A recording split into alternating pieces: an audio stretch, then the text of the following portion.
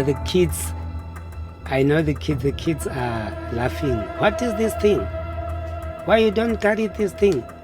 No, man, I'm scared to carry it because I will die. The patient, for one, is reluctant to go out into the public eye and be seen because he's self-conscious of the way he looks. And the other thing is that the public as well is self-conscious of the way he looks, and they don't like looking at him, so they tend to shun people like this and treat them as abnormal. So once we can restore their facial appearance to a more socially acceptable appearance, then they can basically move back into general life and socialize again and get a job and carry on as normal, really. This thing, it was started like this, like a pimple, but after when the first time was started, it was painful. Still today it's painful. At middle of the night it's painful too much. But by the word of God, I'm still alive. Because if I'm not praying and fasting, I think so I was die.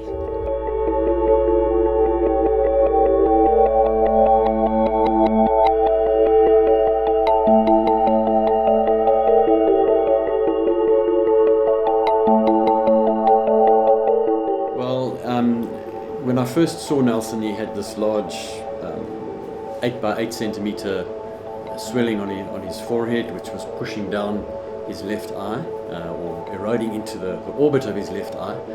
And the sort of immediate thing that sprang to mind was that he'd had either a tumor or a cyst that had developed in his frontal sinus. That was probably the most obvious thing from looking at it and feeling it.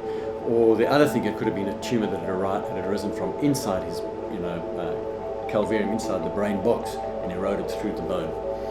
And so our first thing we did was to do a scan, a CT scan, to give us an idea of what was going on, what the cyst looked like, what was going on with the brain underneath, and what was going on with the bone of the skull. And here we can see that there's a large defect in his forehead. We can see that it has eroded down, taken away the supraorbital roof, the roof of the eye socket on the left, and it's also eroded into the frontal sinus on the right side. So the idea here was to go in, remove the bone around the edge here, remove the cyst. We would then have to obliterate the sinus, or what the remnants of the sinus on the right side, and block off the little ducts from the sinuses into his nose here, and reconstruct the roof of the orbit, using bone from the top of his skull here, which we removed and then split it in half.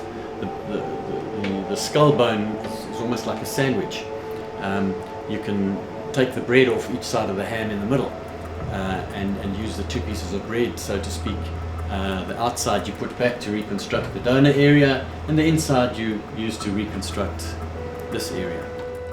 When this operation is finished, in the first time I was happy, and the secondly, I would like to be working nicely and take the wife and everything.